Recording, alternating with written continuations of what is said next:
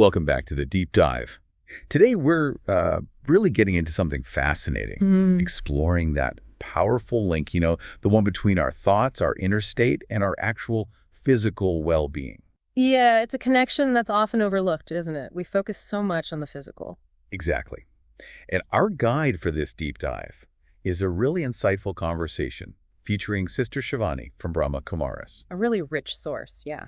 Our mission then is to unpack what's presented there, pull out the key insights, and hopefully give you some, practical ways to think about improving your health from the inside out. You might find yourself looking at things like stress, sleep, even aging in a whole new light. It's about how that inner world, it might just be shaping your outer reality more than you think. Okay, let's jump right in. The source kicks off with this really intriguing idea about aging. Right. The idea that how we look as we age might be less about the clock ticking and more about what's going on in our minds. Seriously, like wrinkles are caused by thoughts. Well, maybe not that direct, but the concept presented is that mental clutter, worries, problems, and especially what's called the baggage of ego. Baggage of ego, okay. That stuff creates vibrations. And these aren't just feelings. The source suggests these vibrations travel to every single cell in the body. Every cell. Yeah. And over time, that energetic signature starts showing up physically. Wow. So our internal static literally vibrates out and affects how we look, our vitality. Yeah. It reminds me of that child analogy they used. Oh, yeah, that's a good one. Think about a little kid, how everyone's drawn to them. Totally. You just smile at them instinctively. The source suggests that's because they haven't built up all those layers yet. The who I think I am, the ego, they're sort of ego-less in a way. That purity. No mental clutter. Exactly. It's a state that's contrasted with all the mental baggage and self-consciousness we tend to pick up later. And the source is pretty clear. Yeah. It says this ego, this clutter, plays a very big role in the health problems we face down the line. It's a direct link. So it's not just feeling bad. It's saying that prolonged negativity energetically messes with our biology. That's the implication, yeah. Which kind of forces us to rethink lifestyle, doesn't it? Right. We usually just think diet, sleep, exercise. And those are vital, no doubt. But this perspective goes broader. It says lifestyle comes from life, and life here isn't just the body. Okay, so what is life then, in this view? Life is the soul, the atma. The body is just, the thing the life lives in. Like the body's the car and the soul's the driver. Pretty much. Or the analogy they use is vivid. Body's a robot, brain's the computer. And the soul. Is the operator, the one giving the instructions. Okay, so the soul's mind creates thoughts, instruction. Right. The brain processes them like a computer. And the body just carries them out like the robot. Exactly. And here's a key distinction they make. The brain executes the decisions, but the soul makes them. It's about mind power, not just brain power. Mind power, I like that. So the brain is a tool for the soul. Is the soul just one thing, though? Good question. It's described as one energy, but with different jobs, Like one person can be a parent, a sibling, an employee. Same person, different roles. Exactly. So the soul has the mind, that's the thinking part. The intellect, that's the decision-making, discerning part. And then sanskar. Sanskar, what's that? That's our habits, our tendencies, the repeated actions, kind of like our default settings. Okay, mind, intellect, sanskar. 3 roles of the one soul energy. And you can't, point to them physically. The source notes the doctor can't find the mind during surgery. It's energy. You just experience it through your thoughts all the time. Makes sense. So this soul, this operator, its journey isn't limited to just one body. No, that's where it gets really interesting. The source talks about the soul's journey beyond a single lifetime. They use that doctor analogy. The one about surgery. Yeah. A doctor takes Mr. Smith into surgery, but if things don't go well, the instruction is take the body out. Because Mr. Smith, the soul, the I has left. Exactly. The physical part remains, returns to matter, but the soul, the energy. Energy can't be destroyed, right? Correct. According to physics and according to this source, it just changes form. It's like the soul is just changing clothes, leaving one body behind. And this leads to reincarnation. It does. In this framework, the soul leaves one body and is said to enter a new womb almost instantly, like in 1 second. 1 second, wow. Yeah. Then the 9 months are for the new body to develop around the soul. Does the soul start fresh, like a blank slate? That's a key point. According to the source, no. It carries its baggage, so to speak. The sanskars. Exactly. The karma, the energetic patterns from past lives. This is offered as a way to understand things like why a child might be born with certain health issues. It's seen as part of the soul's ongoing karmic account. So it shifts the perspective from why me, maybe. That's the idea. It reframes it not as random, but as part of a larger energetic journey. But importantly, it also stresses that our current thoughts and actions, our present karma, still have huge power to influence healing. Okay, so we're not just stuck with the past baggage. Our mind power matters now. Absolutely. Which brings us to how disease actually develops, according to this view. Right. It's not instant, is it? No, it's described in stages. It starts, they say, with blockages in the mind, holding on to rejection, guilt, resentment, maybe for years. Just carrying that weight around mentally. Yes. And those negative thought patterns, those mental blocks, then start creating issues in the energy body. The aura, some might call it. That's stage 2, the energy field. Correct. Then, after some time, the source suggests maybe 3 to 4 years. 3 to 4 years, that's specific. Seems so. After that time, the blockage finally manifests in the physical body as an illness. Wow. And you mentioned doctors are noticing something similar. Yeah, the observation shared is that some doctors are starting to ask patients with chronic conditions about major stressors from the 3-4 years before the diagnosis. Interesting. The idea isn't that the stressful event caused the illness directly, but rather how the person processed it, how they held on to it mentally and energetically without healing or release. So, real healing needs to go beyond just the physical symptoms. Definitely. You need to address the mind, the energy patterns, the root cause. Which circles back to that core principle, mind over matter. Exactly. This source really hammers this home. The mind, the soul, is the master, not the body. We often let physical feelings dictate our thoughts, right? Yeah, if my back hurts, I think about how much my back hurts. Right. But this flips it. It says the physical pain is one thing, but the mental pain we add, oh no, what's wrong? Why me? That's created by our thoughts. So we amplify it mentally. We do. And the technique offered is, the moment you feel that physical pain and the negative thought starts, consciously create the opposite thought. Like, my back is perfectly fine, I am healthy, even if it hurts. It sounds counterintuitive, maybe. Yeah. But the idea isn't denying the sensation. It's about stopping the negative mental spiral that creates more energetic blockage. You're redirecting the mind's energy immediately. Okay, so it's an active energy shift. Mm-hmm. Prevent the negativity from digging in. Precisely. They say it works for small things, like a sudden twinge, but the principle applies more widely. You're taking control of the inner state. Mind over matter. Got it. So, what other practical tools does the source offer for, like, cleaning up this inner state? A huge one is daily mind cleaning, like brushing your teeth or tidying your house. It needs regular attention. Daily. Okay. And crucially, do it before you go to sleep. Why before sleep specifically? Because sleep is when the subconscious does its deep processing and healing work. If you go to sleep full of the day's stress and negativity... Then that's what your subconscious churns through all night. Exactly. And you wake up feeling drained or agitated. Clean the slate before sleep so the subconscious works with positive or neutral energy. That makes a lot of sense. Yeah. How do we do this cleaning?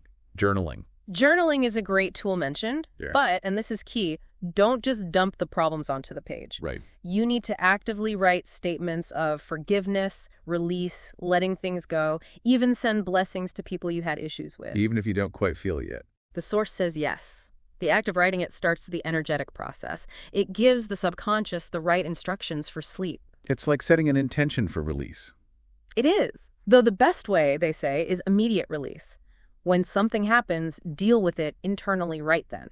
How? Mentally say something like, it's over, it's okay, that's just their perspective, their sanskar. Maybe send a quick mental blessing, don't let it linger. Like wiping up a spill immediately. Exactly. They use the metaphor of a bedsheet stain versus a mattress stain. Conscious mind is the sheet easy clean, let it sink to the subconscious mattress, much harder. And those mattress stains, Yeah. they can carry over. The source suggests the energy can carry into the next life, if not cleared. Really emphasizes dealing with things promptly. Wow. Okay, so cleaning before sleep is vital. What about sleep itself? So many people struggle. Huge issue. The source cites a stat 92% sleep deprivation in India and points to a couple of big reasons. First, technology. We're always connected to work. Constantly on call, yeah. Yeah. Emails, messages. Right. Unlike older generations who physically left work, the advice, set a strict cutoff time, maybe 7 or 8 p.m. No more work communication. Is that realistic for most people? Well, they share this cool example of the Modal Oswald company. Apparently disconnected thousands of employees from servers after 6 p.m., mandated leaving times, focusing on well-being, not just 24/7 productivity. That's bold. Shows it can be done. It does. The second big sleep disruptor mentioned, negative content before bed. Doom scrolling the news, arguing online. Yep. Feeding your mind negativity right before it needs to rest. The fix is simple. Consume something positive for 15-20 minutes. Like a good book, uplifting music. Exactly. Give your subconscious good material to work with overnight. Any other quick sleep tips? Journaling, like we said, maybe 5-7 minutes of meditation. And definitely no phone near the pillow. Why not? Checking it wakes the mind up. Plus, the source even suggests ringers, notifications, even the Wi-Fi signal itself might subtly affect sleep quality. Focus on deep sleep, not just hours logged. Makes sense. It all comes back to the mind state. Yeah. What about the morning? The morning mind. Described as being like clean blotting paper. Absorbs whatever you put on it first. Precisely. So rule number 1, don't grab the phone first thing. Guilty. Many of us are. But that fills the clean slate with everyone else's demands, potential stress. Instead, consciously fill it with something positive first. Meditation, quiet reflection, spiritual reading. Yeah, set a high vibration for the day. Delay checking messages. Real emergencies usually mean a phone call, right? True. And interestingly, this connects to creativity. The source argues the best creative time is super early morning, like 3-4 a.m. Brahma-muhurta. That's the term used, yeah. Said to have really high, pure vibrations then. Better than late at night when energy is supposedly lower. It's about syncing with nature's cycles. Okay, let's shift to meditation itself. People often say, I can't do it, my mind's too busy. Very common block. But the source tackles this head on. Meditation in this Raja Yoga style isn't about stopping thoughts. You can't really suppress them anyway. Trying not to think is still thinking. Exactly. So what is Raja Yoga then? Yeah, break it down. Step 1 is visualization and affirmation. See yourself as a point of light, the soul energy. Then affirm your true nature. I am a powerful soul. I am calm. I am stable. So you're actively directing your thoughts, coding the mind. That's a great way to put it. Sending those positive commands to your cells, cleaning out the ego, the stress. Step 2 involves connection. Connection to what? To the Supreme Soul Paramatma, the ultimate source of power and purity in this view. Visualize your soul like a battery plugging into this powerhouse. Recharging. Recharging, yeah. And visualizing that divine energy filling you, burning away negativity, old patterns, blockages. So it's visualization, affirmation, and connection. Pretty much. And they stress you need both knowledge, Gaian, understanding these ideas, like food for the intellect, and meditation the practice, like exercise for the soul. Knowledge and practice, got it. They also suggest traffic control. Traffic control, like for cars. No, it's stopping for just 1 minute. Every hour during the day. Oh, okay. Just a quick pause to reconnect inwardly, recenter yourself. Keeps the meditative state going throughout the day, not just a morning session. Mini reset every hour. I like that. And this can be learned easily. Yeah, the source mentions Brahma Kumari centers offer it for free. And the name Raj Yoga itself means self-rule. It's about becoming the ruler of your own inner world. Mastering the self. Oh. Powerful. Let's quickly touch on some common issues through this lens. What about the source's take on challenges facing, say, Indian youth? The observation shared was a perceived lack of emotional strength or stamina, making small setbacks feel like huge crises because that inner resilience muscle isn't developed. Okay. And when negative thoughts just keep popping up despite trying? Acknowledge it happens. The goal isn't zero negative thoughts. It's awareness. Catch it fast, then change it immediately with a positive affirmation before it builds into stress or hurt. Shorten its lifespan.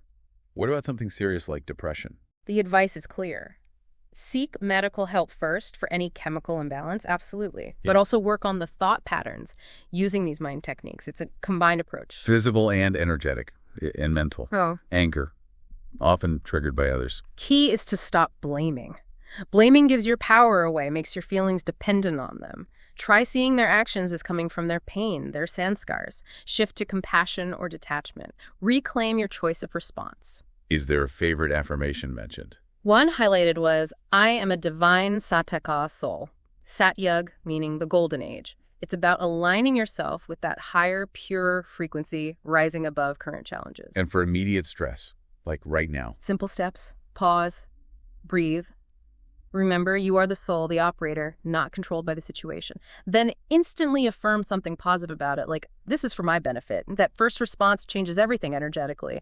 What really comes through from all this, from the source material, is just how central our inner state is meant to be. Our thoughts, our energy, our patterns, they're presented as the primary drivers of our health and life experience. It really is a complete shift from just focusing on the external or the physical.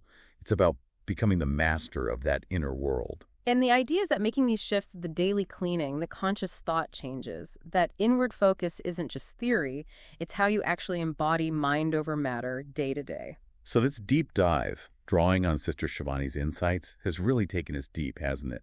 From the soul's journey to how illness might progress, and importantly, these practical ways to manage our thoughts and energy. Yeah, the practical side is key. Things like the daily mind cleaning before sleep, or just trying that immediate positive affirmation when something triggers you. These are things anyone can experiment with. Absolutely. And we'd encourage you, our listeners, to maybe pick just one thing that resonated. Maybe it's setting that work cutoff time. Maybe it's trying the forgiveness journaling, or those simple raw yoga steps. See yourself as light, connect to the source. Just try one thing. See what shifts for you. Because the core message is pretty profound, isn't it?